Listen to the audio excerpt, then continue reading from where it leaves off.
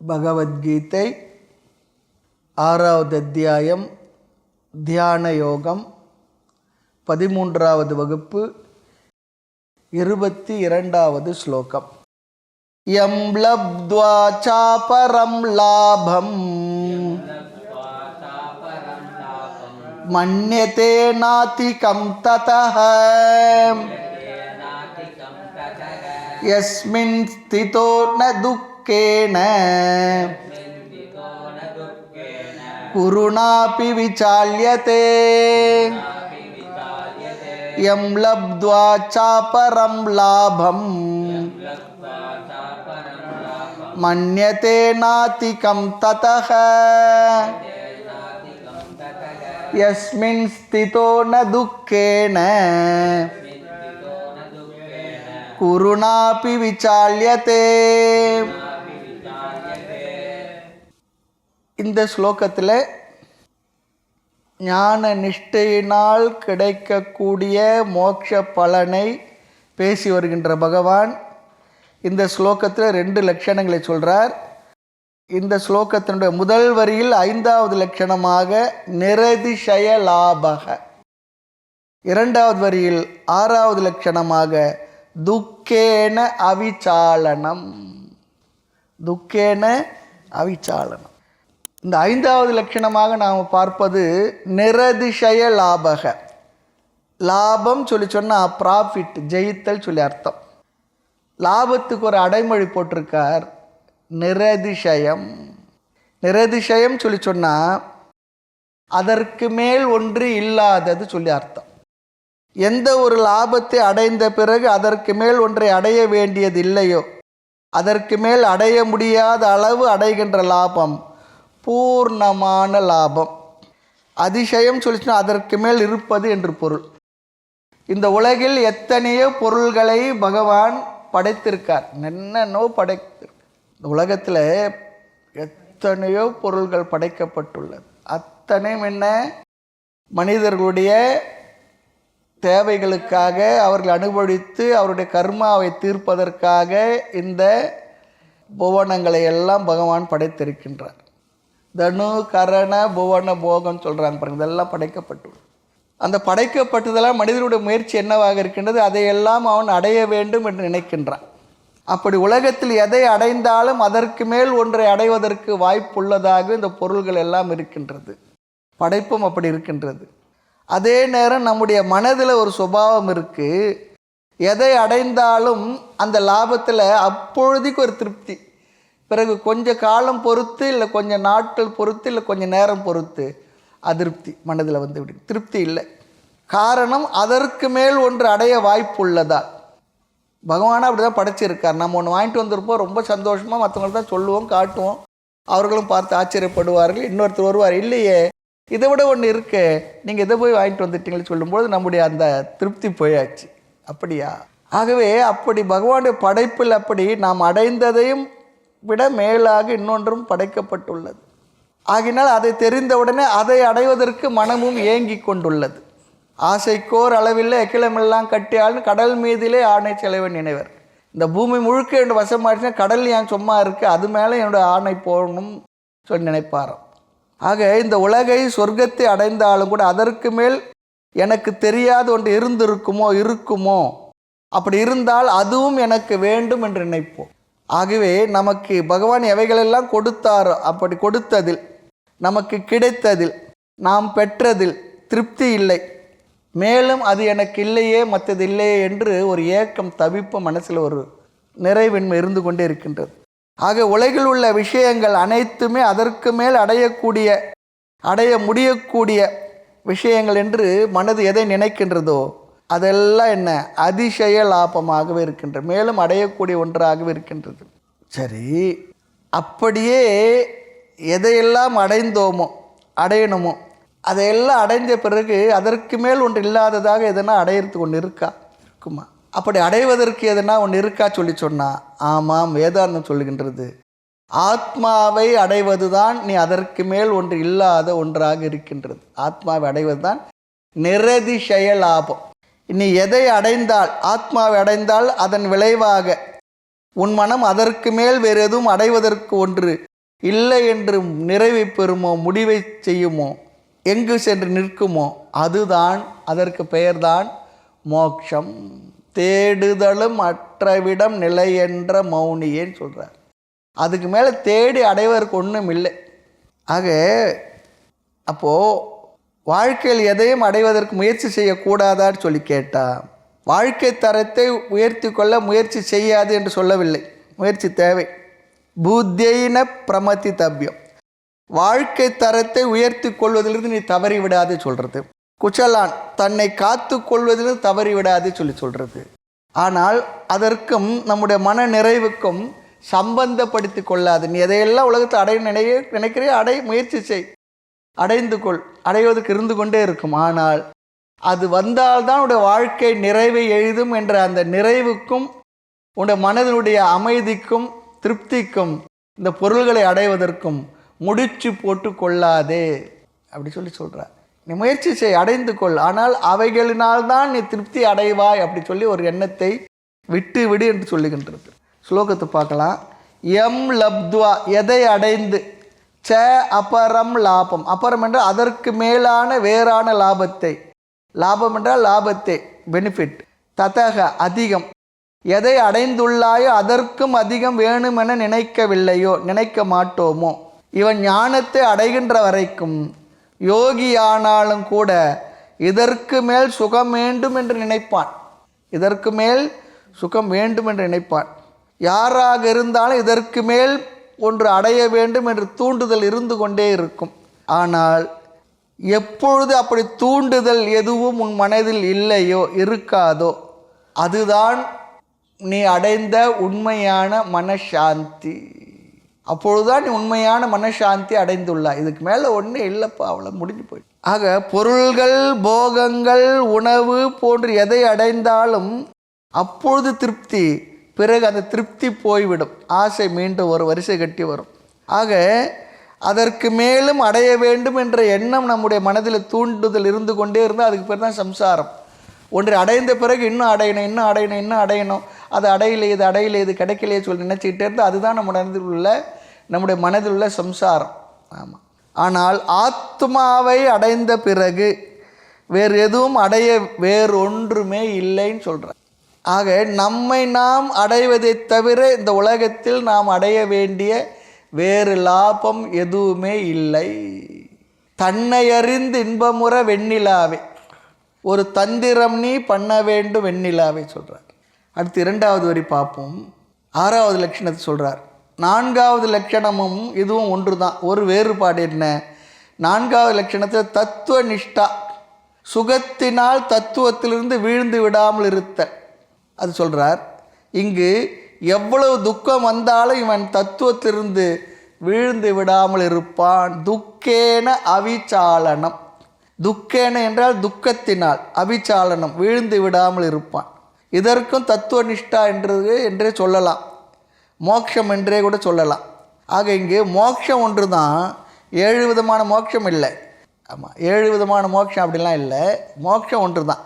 அந்த மோட்சத்தினுடைய பலன்கள் இதுன்னு சொல்லி 7 விதமான பலன்களை சொல்லுகின்றார். துயரம் வர வர நமக்கு உடல் அபிமானம் அதிகரித்து கொண்டே இருக்கும். நோய் இல்லாத பொழுது நமக்கு பிரச்சனையே இருக்கா தெரியாது. கண்ணை பற்றி, காதை பற்றி, வேறு எந்த தலைவலி பற்றிலாம் நமக்கு ஒன்றும் தெரியாது. தலையை பற்றி கூட நினைக்க மாட்டோம். நம்ம ஒரு ஆளாக காரியம் பார்த்துக்கிட்டு இருப்போம். எதுனா உடம்புக்கு ஒரு பிரச்சனை வரும்பொழுது தான் அந்த உறுப்புக்கள் நம்மை ஞாபகப்படுத்தி கொண்டே இருக்கும். அதுக்கு முன்னே அந்த உறுப்புகள் நம்மோடு தான் இருந்தது. அது சுண்டு விரலாக இருக்கட்டும், நகமாக இருக்கட்டும், மூக்காக இருக்கட்டும், காதாக இருக்கட்டும், பல்லாக இருக்கட்டும், எல்லா உறுப்பும் நம்மோடு இருந்துக்கிட்டு தான் இருக்குது. அதெல்லாம் நம்ம ஞாபகம் வரதே இல்லை. அதெல்லாம் சௌகரியமாக இருக்கிற வரைக்கும். ஏதாவது பிரச்சனை, நோய் வந்தால் தான் ஒன்றும் என்ன பண்ணுறது, நான் இருக்கேன்னு ஞாபகப்படுத்திக்கிட்டே இருக்கு. அப்படி உடல் வலி, துயரம் வர வர நமக்கு உடலை பற்றி அபிமானம் அதிகமாகி விடுகின்றது. சாப்பாடு ரெகுலராக சாப்பிட்டுட்டு இருந்தால் சாப்பாடை பற்றி, பசியை பற்றி நினைக்க மாட்டோம். பட்னியாக இருக்கிற அன்றைக்கி தான் அதிகமாக சாப்பாடை பற்றி நினைப்போம். அப்படி தானே இருக்குது. ஆக தலைவலி வந்தால் அது நம்முடைய கவனத்தை இருக்கும். வலியினுடைய காரியம் அதுதான், விளைவு அதுதான். வயது ஆக ஆக இந்த உடல் வலியெல்லாம் அதிகமாக தெரிய ஆரம்பிக்கின்றது. வயதில் இந்த கை காலில் இருக்க ஜாயிண்ட்டெல்லாம் நமக்கு ரொம்ப சௌகரியமாக இருக்குது. எப்படி வேணால் மடக்க எடுக்க என்ன வேணால் பண்ணுறோம். வயது ஆக ஆக ஒவ்வொரு ஜாயிண்ட் என்ன பண்ணுறது, நான் இருக்கிறேன்னு சொல்லிகிட்டே இருக்கு. ஆமாம், இருக்கிறேன் பார்த்து ஜாக்கிரதையாக. துக்கமாக இருக்குது, இது சகஜமாக இருக்குது. ஆக நம்முடைய கவனம் அந்த வலியின் மேல் விழுந்து விடுகின்றது. அதனால் நாம் துக்கத்தை அடைகின்றோம். ஆக உடலுக்கு நான் உடல் அல்ல அப்படி சொல்லுவோம். உடலை வேதாந்தம் கேட்டு எதுவரை என்றால் வலி இல்லாத வரை. துக்கம் வந்தால் பார்க்கணும். தலைவலி வந்தால் தலை நான் இல்லைன்னு சொல்ல முடியுமா? தலை வேற வலி வேற சொல்ல முடியுமா? ஆனால் ஆத்ம ஞான நிஷ்டையினுடைய பலன் என்னவென்றால் உனக்கு எவ்வளவு துக்கம்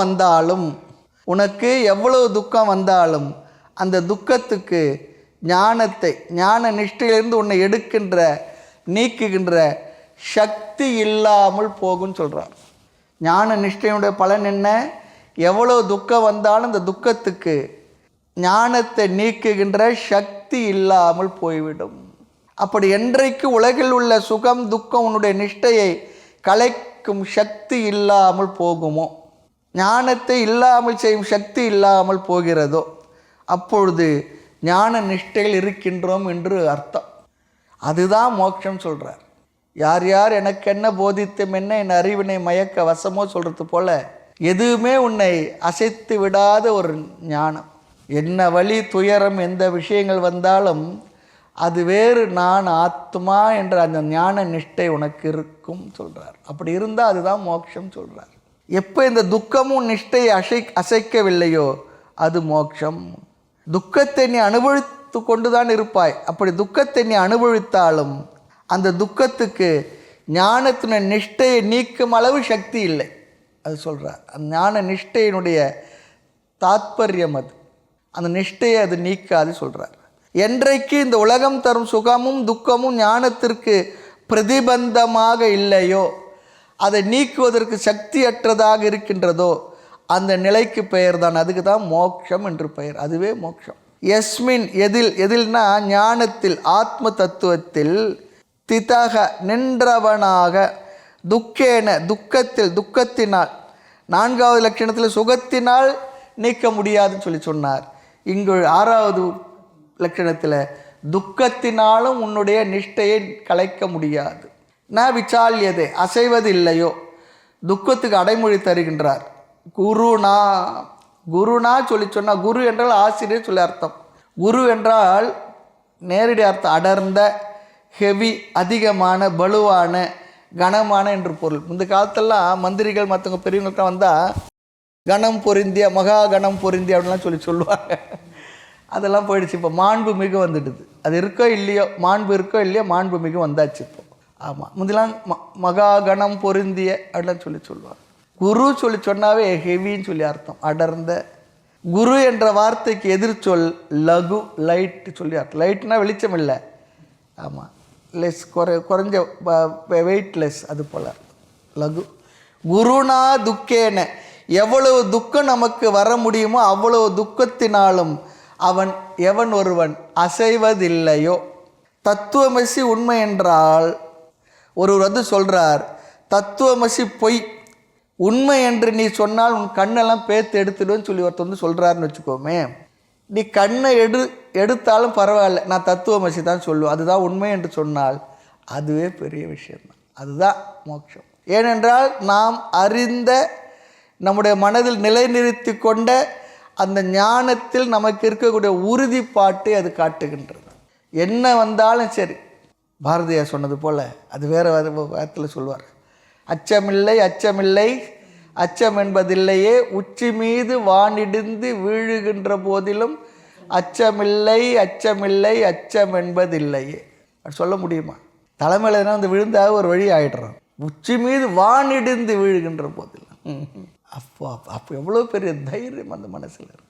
அந்த அளவிற்கு சொல்கிறேன். நீ எதை எடுத்தாலும் சரி, நான் உண்மையில் நான் தான், அது அந்த தத்துவத்தில் தான், ஆத்மாவில் தான் இருப்பேன், நான் அதிலிருந்து வீழ மாட்டேன். உலகமே வந்து எதிர்த்து நின்னாலும் நான் உண்மையில் நான் என்னவாக புரிந்து கொண்டேனோ, குருநாதர் எனக்கு என்ன ஒரு ஞானத்தை கொடுத்தாரோ அந்த ஞானத்திலிருந்து விலக மாட்டேன். குருனா துக்கேன, குரு கொடுக்கும் துக்கம் என்று சொல்லக்கூடாது. இதுக்கு அர்த்தம் அப்படி இல்லை. குருவும் துக்கத்தை தந்தாலும் கூட அசையக்கூடாது. உபனிஷத்து வகுப்பில் குரு துக்கம் தான் தருவார்ன்றார். எப்படின்னா அந்த வார்த்தைகள் மற்றதெல்லாம் என்ன ஆகிடும், அப்படி என்னவோ போல தான் இருக்கும். புரிஞ்சா போல இருக்கும், புரியாத போல இருக்கும். ஆமாம், கொஞ்ச நேரம் அப்படியே தூங்கி எந்திரிச்சிடுவோம். ஆமாம், கொஞ்சம் நேரம் அப்படியே இருக்கும். என்ன சாஸ்திர விஷயங்கள் தத்துவ விசாரம் அப்படி தான் இருக்குது. அதை கவனமாக கேட்குறது கொஞ்சம் நம்முடைய அதாவது உடல் மனதை தகுதிப்படுத்துகிற விஷயத்திலும் இருக்குது, கவனமாக கேட்குறதுலையும் இருக்குது. ஆக குரு துக்கம் தந்தால் அப்படி சொல்லி இங்கே அர்த்தம் இல்லை. யார் யார் எனக்கென்ன போதித்தம் என்ன என் அறிவினை மயக்கவாசம், அந்த அளவுக்கு உறுதியாக இருக்குன்னு சொல்கிறார். இதில் பெரிய ஒரு உண்மை இருக்குது. வேதாந்தத்துக்கு வந்தால் கட்டாயம் என்னவா துக்கம் வரும்னு சொல்கிறார். வரணும்னு சொல்லி பிரார்த்தனை இல்லை, வரும். பாப புண்ணியமும் இருக்கும். ஞானி அஜ்ஞானி இருவருக்கும் சுக துக்கம் வரத்தான் வரும். ஞானி என்ன வந்தாலும் அவைகளை ஞான நிஷ்டையுடைய ஞானியை அது தொடுவதில்லை, அவன் அதை பாதிக்க விடுவதில்லை. டோன்ட் கேர் மாஸ்டரான்னு சொல்லி கேட்டா அப்படியும் கூட இருப்பார். ஆமாம், விலகிவிடும். அதனுடைய தாக்கமும் சக்தியும் அற்றதாக ஆகிவிடும். நமக்கும் கூட இந்த ஞானம் வந்த பிற்பாடு ஞான நிஷ்டை அடைய அடைய முந்திலாம் சாதாரண விஷயத்துக்கு கூட நம்ம ரொம்ப துக்கப்படுவோம், இவை சொல்லி ரொம்ப அவஸ்தைப்படுவோம். இந்த ஞானம் நம்ம இடத்த வந்த பிற்பாடு நமக்கு துயரம் வரும், வந்தாலும் கூட அதனுடைய இடைவெளி என்னென்ன குறைஞ்சிருக்கும். அடிக்கடி முந்தி துக்கப்படும் நினச்சி இப்போது சரி பரவாயில்ல, அப்படியே நம்முடைய மனதிலேயே ஒரு எண்ணம் வந்துடும், ஃப்ரீக்குவன்சி. அடுத்து என்ன, ஞானம் இருப்பதால் அதன் தாக்குதல் பலமாக இருக்காது. ஞானத்தினால் துக்கத்தை போக்க நேரம் ஞானம் என்ன பண்ணுறதுன்னா, இப்போ ஞானம் வந்திருக்கு, உலக அனுபவம் வர்றது. இந்த ஞானம் அந்த அனுபவத்தினால் வரக்கூடிய அனுபவங்களை, துக்கத்தையோ வேறு எதுவோ அதை நீக்குவதற்கு டைம் எடுத்துக்கும். ஞானம் உறுதி ஆக ஆக ஞான நிஷ்டையான பிறகு வரும்பொழுது நமக்கு தெரியும். அதில் நாம் என்ன பண்ண மாட்டோம், அவஸ்தைப்பட மாட்டோம். அதுவும் இருக்கும், பார்ப்போம். அந்த அளவுக்கு அவஸ்தைப்படாமல் நம்முடைய வாழ்க்கையை நடத்திக்கிட்டு இருப்போம். இது ஞானத்தினுடைய பிரயோஜனம். ஞான திடத்தை பொறுத்து இது அமையும். சில நேரம் வருகின்ற துயரம் போவதற்கு ஒரு நாள் ஒரு மாதம் கூட எடுத்துக்கும். ஞானம் உறுதிப்பட என்ன ஆகும், 1 மணி நேரம் 1/2 மணி நேரம் இல்லாது வந்த செகண்டே புரிஞ்சுக்கும். சரி போயிடுவோம். சில நேரம் உடனே ஆமாம் நான் ஆத்ம தத்துவம் இல்லை, எனக்கு இதெல்லாம் நான் இல்லையே, இதெல்லாம் எதுக்கு நான் நினச்சி அவஸ்தைப்படணும், இதெல்லாம் அனாத்ம விஷயங்கள் தானே, இருக்கட்டும், அதுவும் வாழ்க்கையோட ஒரு பகுதி தான், அதை நினச்சி நான் அதிகமாக துயரப்பட்டு என்ன ஆக போகின்றது, பரவாயில்லை என்று அதை எப்படி அணுகணுமோ உலக விவகார ரீதியாக அணுகி கொண்டு அவன் தன்னுடைய வாழ்க்கையை நடத்தி கொண்டிருப்பான். அந்த ஞானத்தினுடைய பிரயோஜனம் நமக்கு நிச்சயமாக அப்படி அந்த வகையில் பயன்படும். ஞானமானது முழுமையாக நிஷ்டையாக இருந்தால் உடனே என்ன வரும், வந்த உடனே என்ன திரும்பி போயிடும். இவன் அதை மதிக்கிறது இல்லை, அவ்வளோதான். அடுத்து 23வது ஸ்லோகம். தம் வித்யா துக்க சம்யோகः வியோகம் யோக சம்ஞிதம் ச நிச்சயேன யோக்தவ்யः யோகோ நிர்விண்ண சேதசா தம் வித்யா துக்க சம்யோகः வியோகம் யோக சம்ஞிதம் ச நிச்சயேன யோக்தவ்யः யோகோ நிர்விண்ண சேதசா. இங்கு முதல் வரியில் 7வது லட்சணத்தை சொல்லி இந்த மோட்சத்தினுடைய தன்மை பலனை நிறைவு செய்கின்றார். இந்த இடத்துல புதுசாக எதையோ கருத்தை சொல்லலை. துக்க சம்யோக வியோகம், துக்க சேர்க்கையிலிருந்து விடுதலை அடைதல் மோட்சம் சொல்கிறார். துக்க சேர்க்கையிலிருந்தும் விடுதலை அடைதல் மோட்சம் என்கின்றார். பல பேருக்கு என்ன, அப்படி துக்க சேர்க்கையிலிருந்து விடுதலை அடைந்து நிறைவாக இருக்கிறதுக்கு கொஞ்சம் காலம் பொறுத்து வரேன், இப்போ வேண்டாம். துக்கத்திலிருந்து விடுதலை அடைய அவ்வளோ காலம் அவ்வளோ வயசு தள்ளி போடுறது புத்திசாலித்தனமான்னு தெரியல. நிறைய பேர் சொல்லுவாங்க எனக்கு வேதாந்தம், இந்த மோட்சம், இந்த ஞானம் அதெல்லாம் இப்போ வேண்டாங்க, அதெல்லாம் கடைசி காலத்து 70 வயசில் நான் பார்த்துக்கிறேன் அப்படி சில பேர் சொல்கிறாங்க இல்லையா. அப்படி சொன்னால் ஒன்றையும் பண்ண முடியாதுன்னு சொல்கிறார். ஆக துக்கத்திலிருந்து விடுதலை அடைதல் யோகம் என்று சொல்லி இப்பேற்பட்ட பலனை தருகின்ற மோட்சத்தை அனுபவிக்க வேண்டுமென்றால் நம்ம என்ன பண்ணணும், இந்த நிதித்தியாசனம் என்ற தியானத்தை செய்ய வேண்டும். ஏன் இவ்விதம் சொல்லுகின்றார் என்றால் தியானத்தை விட்டு விடாமல் செய்து பலன் பெற வேண்டும் என்கின்றார். 20, 21, 22, 23 வரை 7 விதமான தியான பலனை அதனுடைய தன்மைகளை இங்கு சொல்லும்பொழுது அந்த தியான பலனை அந்த தன்மைகளை மோட்சம் என்றும் சொல்லிவிடுகின்றார். அதுவே மோட்சம் இந்த தன்மை. முதல் தன்மை என்ன பார்த்தோம்? முதல் லட்சணம் சித்த உபரமாக, மனதின் அமைதி. எந்த அவஸ்தையில் மனது அமைதி அடைகின்றதோ அது மோட்சம். நான் ஒரு 8 மணி நேரம் நல்லா தூங்கும்பொழுது மனசு அமைதியாக தான் இருக்குது, அதை சொல்லக்கூடாது. ஆமாம், விழிப்பு நிலையிலும் கூட என்னுடைய மனது அமைதியுடன் இருக்க வேண்டும். சித்த உப்பரமாக தாய்மொழி இடத்துல சொல்லுவார், ஒடுங்கி உப்பரதி பெறவில்லை சொல்லுவார் வேறொரு இடத்துல. அப்படி சித்த உப்பரமாக. இரண்டாவது, ஆத்மாவை அறிவதனால் அல்லது தன்னை அறிவதனால் ஏற்படும் நிறைவு திருப்தி ஆத்ம திருப்தாக ஆத்மரதிகி என்பது. தன்னிடம் அதிருப்தி நிறைவில்லாமல் இருப்பது சம்சாரம், தன்னிடத்திலே தான் நிறைவாக அமைதி பெற்று இருப்பது இங்கு ஒரு மோட்சத்தினுடைய லட்சணமாக சொல்லுகின்றார். அடுத்து மூன்றாவது, ஆத்தியந்திக சுகம், புத்தியினாலேயே அனுபவிக்கக்கூடிய சுகம், ஆத்தியந்திக சுகம். ஆமாம், அதீந்திரியம் சொல்லி சொன்னார், புத்தி கிராகியம் சொல்லி சொன்னார். அறிவினாலேயே மனதில் இருக்கும் சுகம் என்றார், அறிவில் ஊறும் ஆனந்த வெள்ளமே என்றார். அடுத்து நான்காவது லட்சணமாக தத்துவ நிஷ்டா. இதெல்லாம் பார்த்தோம், நம்ம பார்த்து முடித்த கருத்து. எந்த லௌகீக சுகமும் அவனை எப்பொழுது ஈர்க்கவில்லையோ, சஞ்சலத்தை தரவில்லையோ, அதுவும் கூட ஒரு லட்சணமாக சொன்னார். ஐந்தாவது நிரதிசய லாபக, வாழ்வில் எதை அடைந்தாலும் அதற்கு மேல் ஒன்றை அடைய வாய்ப்பு இருக்குது. எல்லாரும் அடைய வேண்டும் என்று ஸ்ட்ரைவிங்லே இருக்காங்க, யாரும் அடைந்ததாகவும் இல்லை, அரைவிங் இல்லைன்னு சொல்கிறார். Everybody is striving, nobody is arriving. எல்லாரும் அடையணுன்றாங்க, அடைந்தவர்கள் யாருன்னு இருக்காங்களேன்னா ரொம்ப குறைவு. ஆக எதை அடைந்து அதற்கு மேல் வேறொன்றையும் அடைய வேண்டியது இல்லை என்று மனதில் ஒரு தூண்டுதலும் இல்லாமல் இருப்பது. எதை அடைந்து மனம் அதோடு நிறைவை பெறுமோ அதுவே மோட்சம் என்று பகவான் சொல்லுகின்றார். அது எது? ஆத்மா அல்லது என்னைத்தான் நான் அடைந்து என்னை அறிந்தேனே ஏகாந்தமானேனே. தன்னை அறிந்து இன்பமுற வெண்ணிலாவே ஒரு தந்திரம் நீ பண்ண வேண்டும் வெண்ணிலாவே. நாதர் முடி மேல் இருக்க வெண்ணிலாவே அங்கு நானும் வர வேண்டுகின்றேன் வெண்ணிலாவே. இதெல்லாம் வார்த்தைகள், பெரியோருடைய வார்த்தைகள். ஏக்கம் தவிப்பு, என்னை அறிந்தேனே நான் ஏகாந்தமானேன். ஆக ஆறாவது துக்கேன அவிச்சாலனம். துக்கம் எவ்வளவு வந்தாலும் நம்முடைய மனதின் அமைதியை கெடுக்காமல் தத்துவத்திலிருந்து அவனை நீக்காமல் இருக்கும். பொதுவாக மனிதனுடைய மனம் அதிக சுகத்திலும் அதிக துயரத்திலும் பாதித்துவிடும். மோட்சம் என்பது எந்த சுகத்திலும் எந்த துயரத்திலும் நம்மை தத்துவத்திலிருந்து இழக்காமல் வைத்திருத்தல். தத்துவத்திலிருந்து நம்மை இழக்காமல் வைத்திருக்கும். அடுத்து ஏழாவது, நம்மை துயரத்திலிருந்து விலக்கி கொள்ள. நம்மை துயரத்திலிருந்து விலக்கி கொள்ள யோக சொல்லி சொன்ன சேர்த்தல்.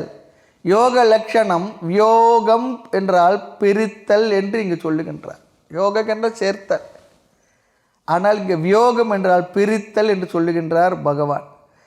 ஆச்சாரியர் ஆதிசங்கர் சொல்வார், விருத்த லட்சணையில் பகவான் பேசுகின்றார் சொல்லி சொல்கிறார். ஸ்லோகத்தை பார்க்கலாம்.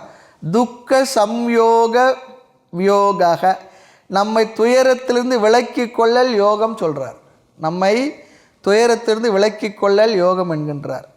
ஒருவன் முட்டாளாக இருந்தால் நாம் அவனை பிருகஸ்பதின்னு சொல்லுவோம். சில நேரம் சொல்லுவோம், யாராவது எதனா சொல்லியிருந்தாலும் செய்திருந்தாலும் நம்ம என்ன சொல்லுவோம், எந்த பிருகஸ்பதிப்பா இதை பண்ணது, எந்த பிருகஸ்பதி இதை சொன்னார்னு சொல்கிறது விருத்த லட்சணையில் அவரை அப்படி பண்ணுவோம். ஏனென்றால் அறிவுக்கு அதிபதியாக தேவகுருவாக இருப்பவர் பிருகஸ்பதி.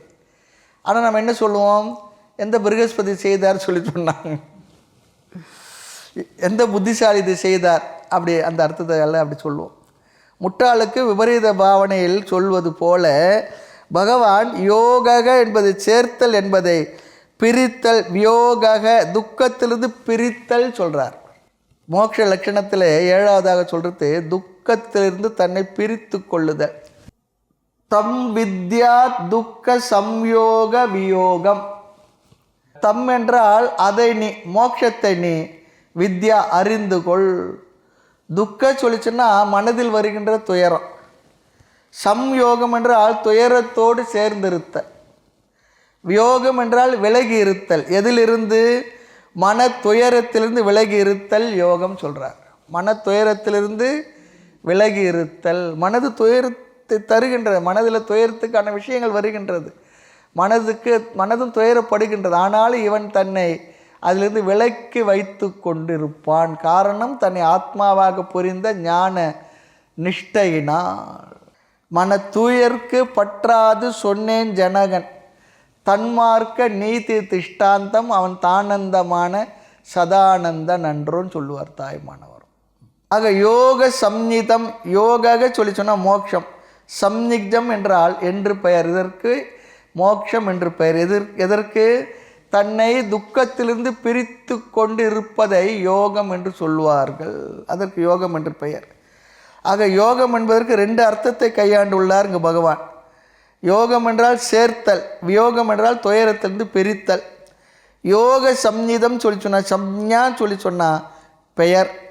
யோகம் என்றால் மோட்சம். மோட்சம் என்றும் பெயர் சொல்வர் சொல்கிறார். மோட்சம் என்று பெயர் சொல்வர். ஆக மோட்சம் என்றால் சிலர் பயப்படுகின்றார்கள். இங்கு இறந்து விடுவது மோட்சம் இல்லை. பகவான் இங்கு சொன்னது தான் மோட்சம். மன நிறைவே மோட்சம். 2வது வரி பாருங்கோ. சக நிச்சயேன யோக்தவ்யக.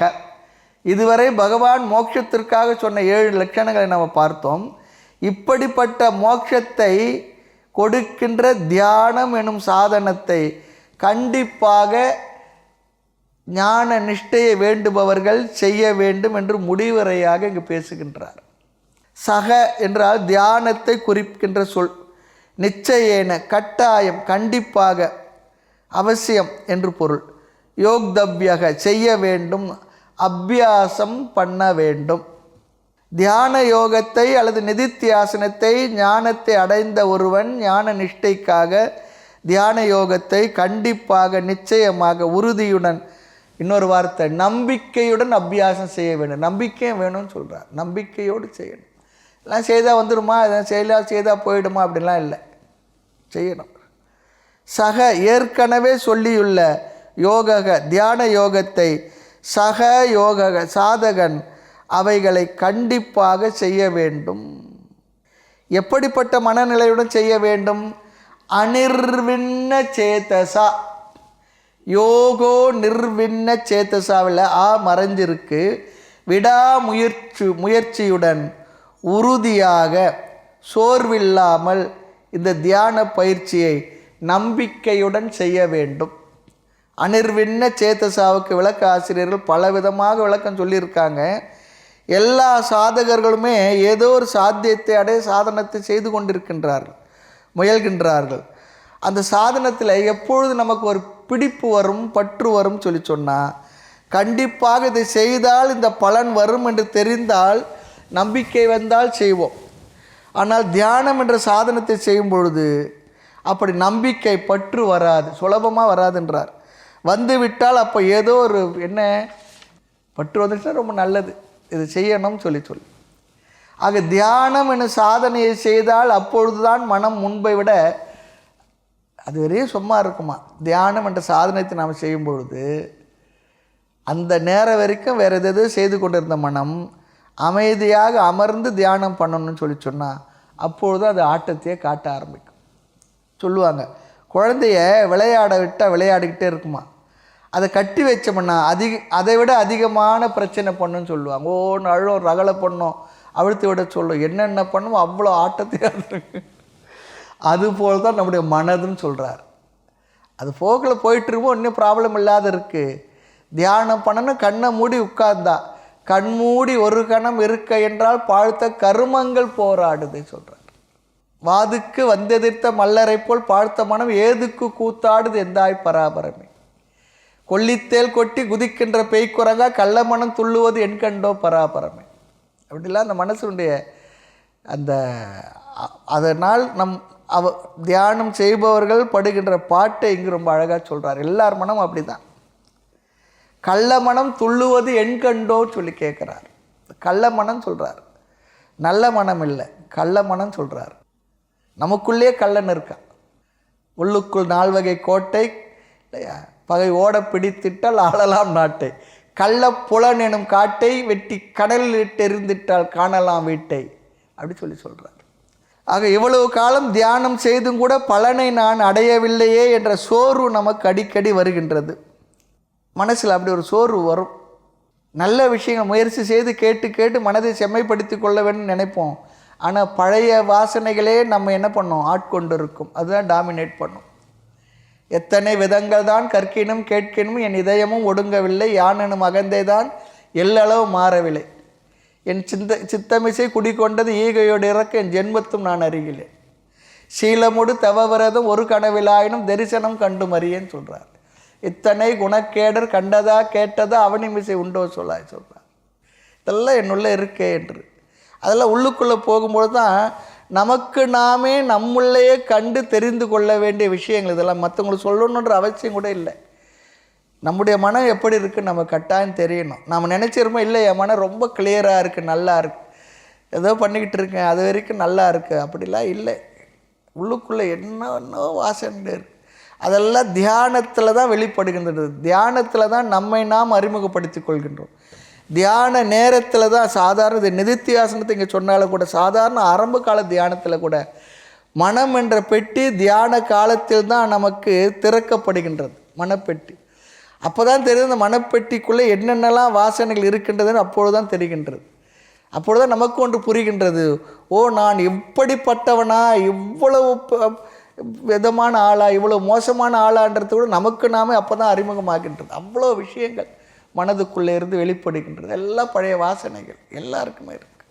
அதையெல்லாம் வென்று ஜெயிப்பது இந்த தியானத்தினுடைய பலன் அல்லது முயற்சி செய்கின்ற சாதகனுடைய வேலை. அது ரொம்ப கடினமான வேலை தான். ஆகவே இவ்வளவு காலம் தியானம் செய்தும் பலன் வரவில்லை என்று சோர்வு வரக்கூடாது. கல்லாத மனமோ ஒடுங்கி உபரதி பெறவில்லை ஆதலாலே சொல்கிறார். ஆணிலே பெண்ணிலே என் போல ஒரு பேதை அகிலத்தின் மிசை உள்ளதோ, ஆடிய கரங்கு போல் ஓடி ஒழி சிந்தையை அடக்கி ஒரு கணமேனுமேன் காணிலேன்னு சொல்கிறார். கல்லாத மனமோ ஒடுங்கி உபரதி பெறவில்லை. இந்த தத்துவ ஞானத்தில் தெரிஞ்சுக்காத மனம் அமைதி பெற்று இருக்கு. அது பழகலை, நான் பழக்கப்படுத்தலைன்னு சொல்கிறார்.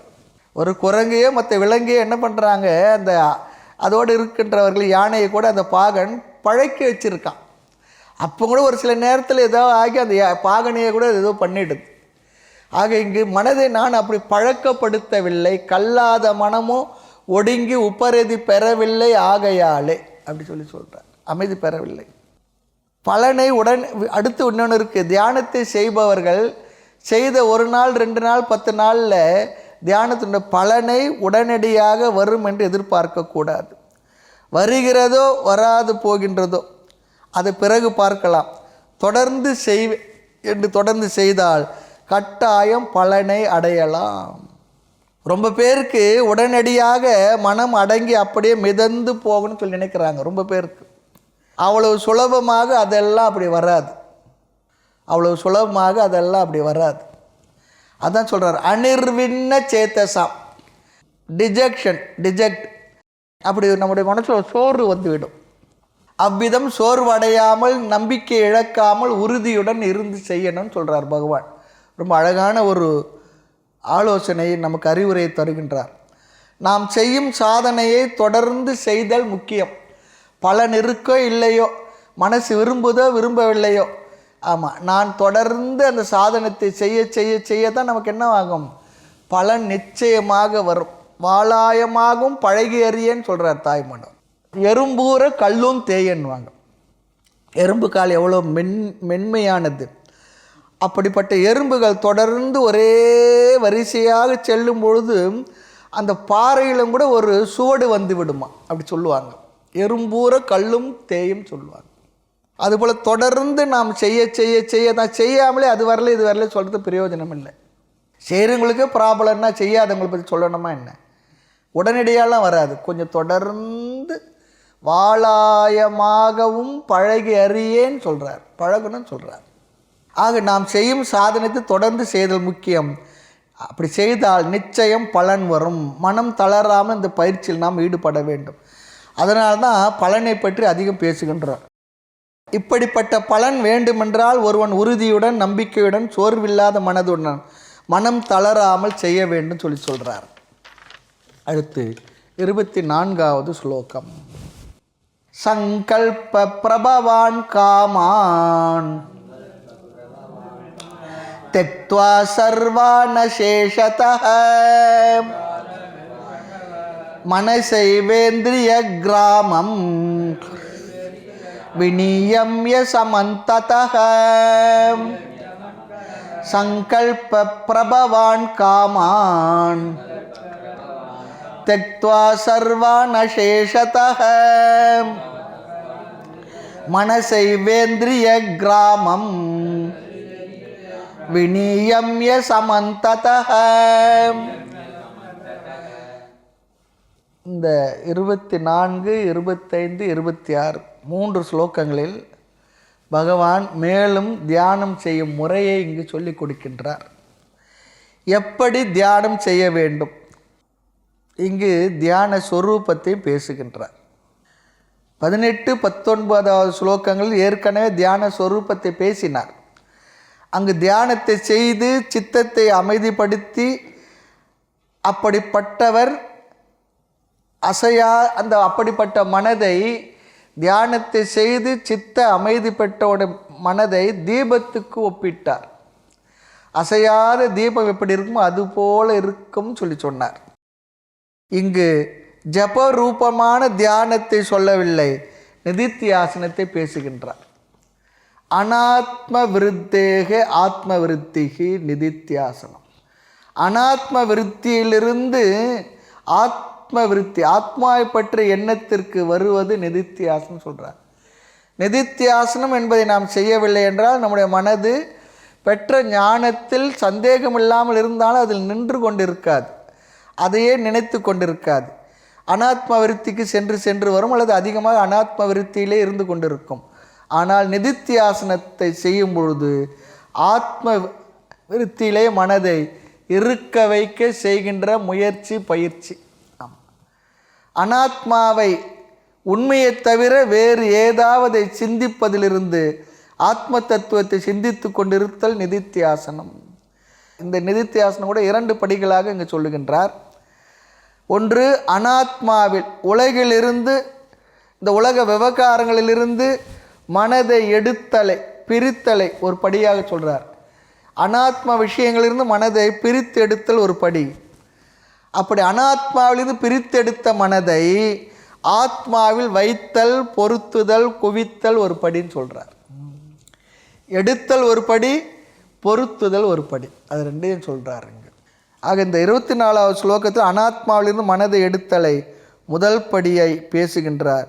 அடுத்த 25வது ஸ்லோகத்தில் ஆத்மாவிலேயே மனதை பொருத்தி இருக்க வைத்தலை, அந்த 2வது படியை பேசுகின்றார். ஆகவே 2 ஸ்லோக கருத்தும் சேர்த்து படிக்கணும், பார்க்கணும்.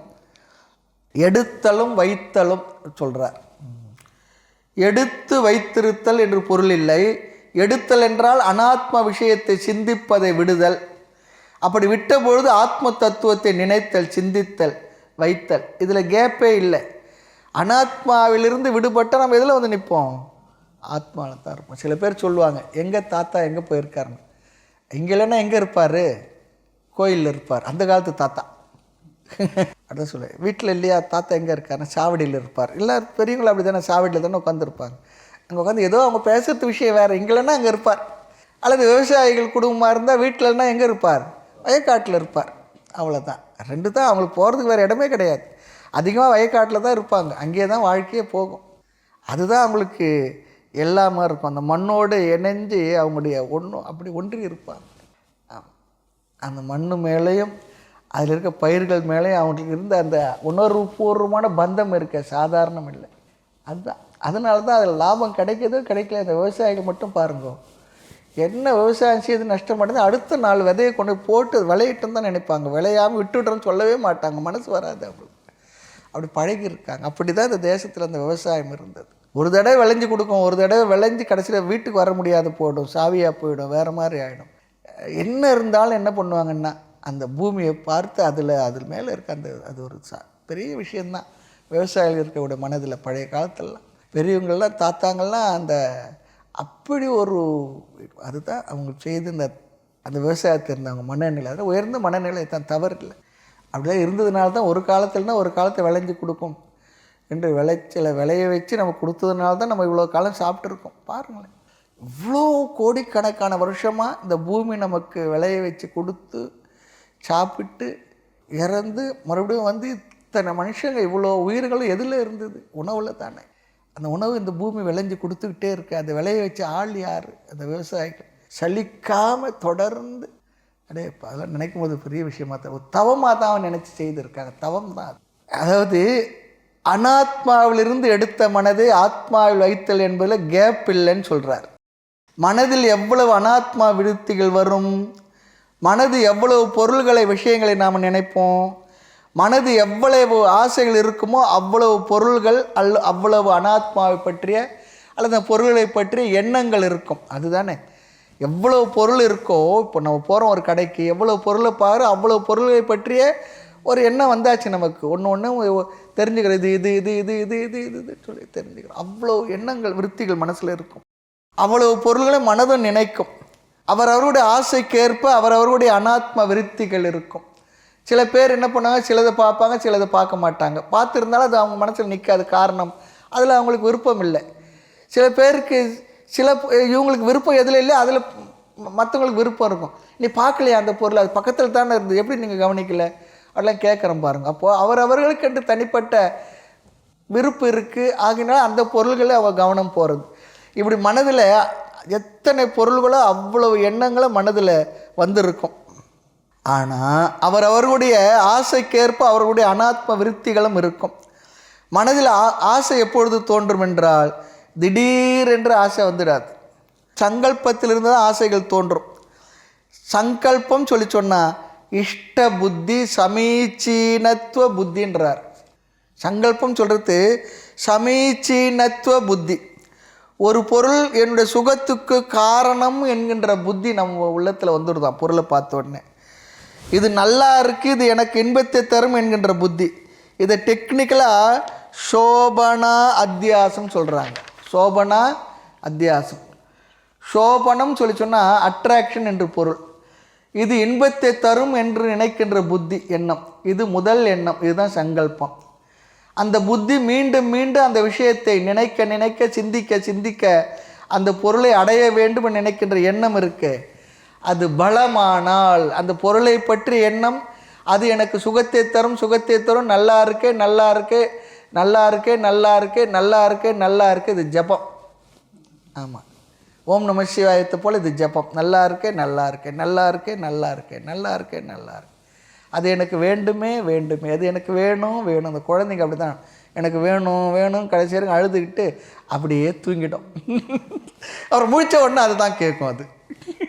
அதுபோல் மனுஷனை கூட அப்படி தான் இருக்காண்டா. அது எனக்கு வேணும், அதுக்கு வேணும், அது எனக்கு வேணும். அது எனக்கு என்ன பலனை தரும் சுகத்தை தருமா அதெல்லாம் பற்றி இல்லை. அதனுடைய தோஷத்தை அதோட குறைகளை பற்றி நினைக்கிறது. எனக்கு வேணும் வேணும் வேணும் வேணும்.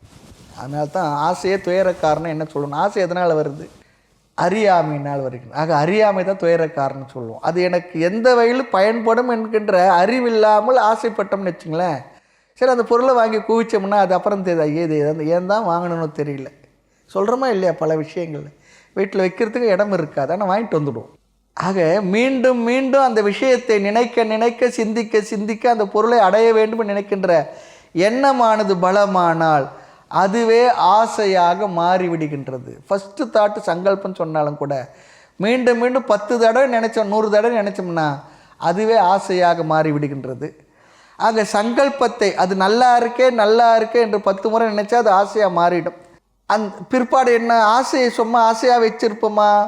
அந்த ஆசையை பூர்த்தி செய்ய முயற்சி செய்வோம். அந்த ஆசைக்குரிய வஸ்துவை பொருளை வாங்க முயற்சி செய்வோம். அங்கு சங்கல்பம் திடமானால் அது கர்மாவாக செயலாக உருவெடுக்கும். சங்கல்பம் ஏன் வந்தது? தர்ஷனம்னா என்ன? பார்த்தல். பார்க்காவிட்டால் சங்கல்பம் வராது. அதனால தான் சில நேரத்தில் என்ன சொல்லுவோன்னா, அது என் கண்ணில் காட்டாதீங்கன்னு, குழந்தைங்க கண்ணில் காட்டாதீங்கன்னு சொல்லுவோம். ஏன்? அது பார்த்தா அது கேட்கும்னு சொல்லுவோம். அப்போ பார்க்காதே இருந்தால் சங்கல்பம் வராது. ஆனால் நாம் எப்படி இருக்கோம்? எங்கேயாவது போகணும், எதையாவது பார்க்கணும், அப்படி தான் நம்முடைய மனசு இருக்குது. எதையும் பார்க்காது இருக்க மனநிலை நமக்கு வருதா? இல்லையே. ஆக இது இருக்கு என்று சொல்வதால், பார்ப்பதால், கேட்பதால் சங்கல்பம் காமக. மீண்டும் சங்கல்பம், தேவை என்கின்ற சங்கல்பம், அது ஆசையினுடைய ஆவிருத்தி. அப்படிப்பட்ட மனதுடன் தியானம் செய்தால் அது வேண்டும் அது வேண்டும் என்ற அந்த எண்ணத்தில் என்ன ஆகும்? மனமானது அதிலேயே லயித்து விடும். பொருள்களில், சூழ்நிலைகளில், மனிதர்களிடத்தில் மனம் லயித்து இருக்கலாம். அதிலிருந்து மனதை என்ன பண்ணணுமா? பிரித்து எடுக்கணும். அதுக்காக தான் இவ்வளோ விசாரம். எதுக்காக இவ்வளோ தூரம் விசாரம் பண்ணணும்? அப்படியே இருக்கணுன்றதுக்கு இல்லை, அவைகளிலிருந்தெல்லாம் பிரித்து எடுத்தல். ஆக எந்த ரூட்டில் போச்சோ தலைகீழாக அதே ரூட்லேயே திரும்பி வரணும். முதலில் பொருள்களில் இருக்கும் ஆசை, அது போகணும். ஆசை போகணும்னு சொல்லி சொன்னால், ஆசை போக போக சங்கல்பம் வரக்கூடாது. ஆசை ஒன்று போச்சு அப்புறம் 10 வந்துடுது, அப்படி இல்லை. ஒரு ஆசையை நீக்கினா 10 ஆசை வந்து உட்காந்துச்சு, அப்படி இல்லை. அர்த்த ஏஷனா, உலக ஏஷனா, புத்திர ஏஷனா, சூழ்நிலைகளில் மனிதர்களிடத்திலே ஆசை இருக்குது. அப்புறம் புத்திர ஏஷனுக்கு பிற்பாடு பௌத்திர ஏஷனா, பேர குழந்தைகள். தப்பு இல்லை, அது நம்முடைய கலாச்சாரத்தில் பேர குழந்தைகளுக்கு தாத்தா பாட்டி கொடுக்க வேண்டிய அன்பு, அதெல்லாம் ரொம்ப விஷயம். நம்முடைய கலாச்சாரத்தை நாம் தான் கொடுக்க முடியும்.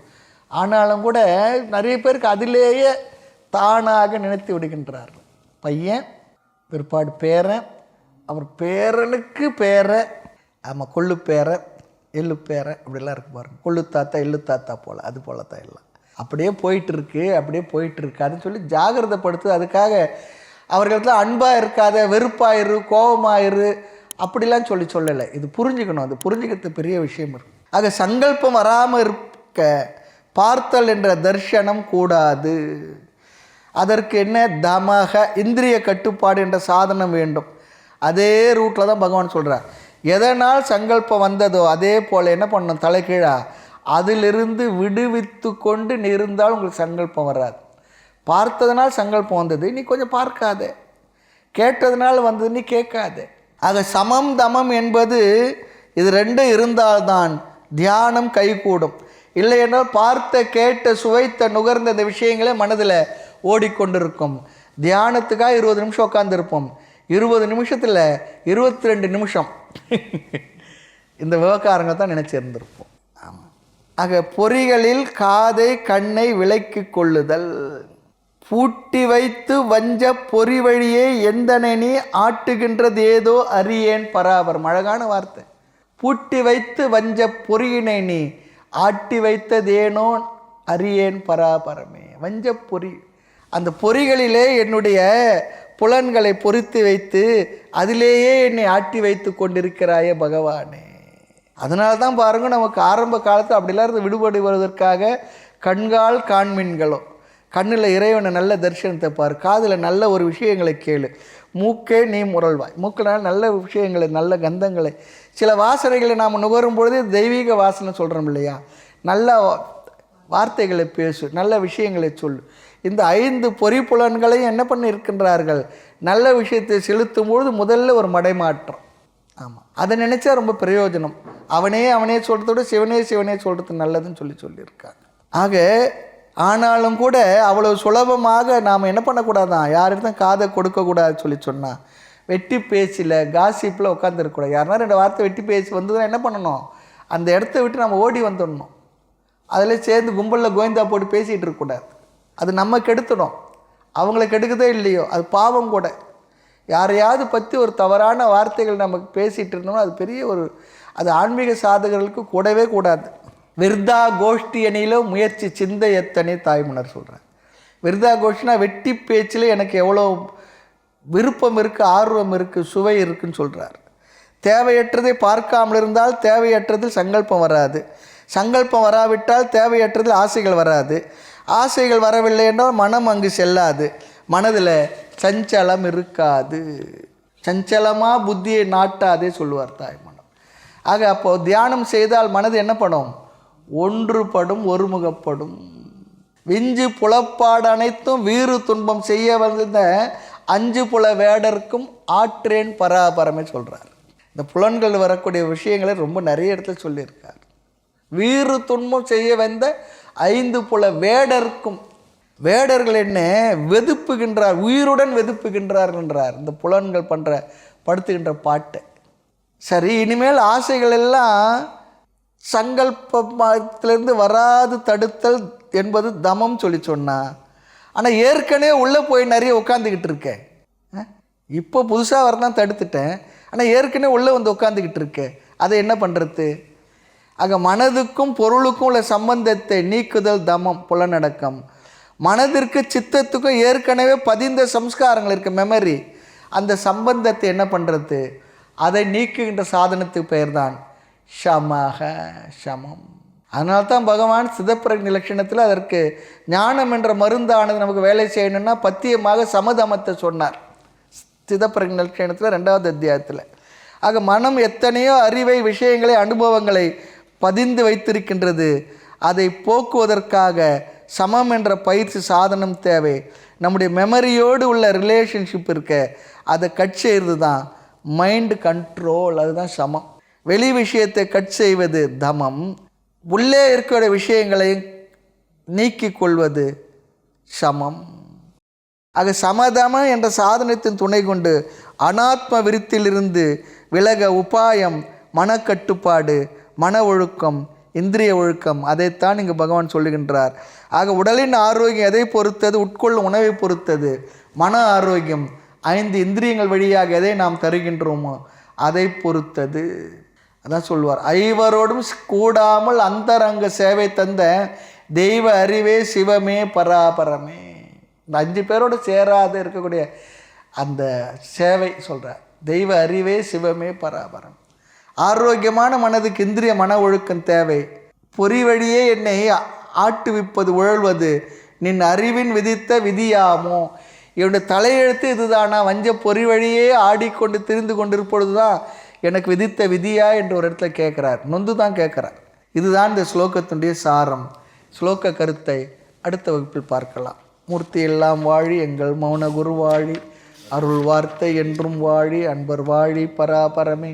ஓம் பூர்ணமத பூர்ணமிதம் பூர்ணாத் பூர்ணமுதச்யதே பூர்ணஸ்ய பூர்ணமாதாய பூர்ணமேவாவசிஷ்யதே. ஓம் சாந்தி சாந்தி சாந்தி. ஹரி ஓம். ஸ்ரீ குருப்யோ நமः. ஹரி ஓம்.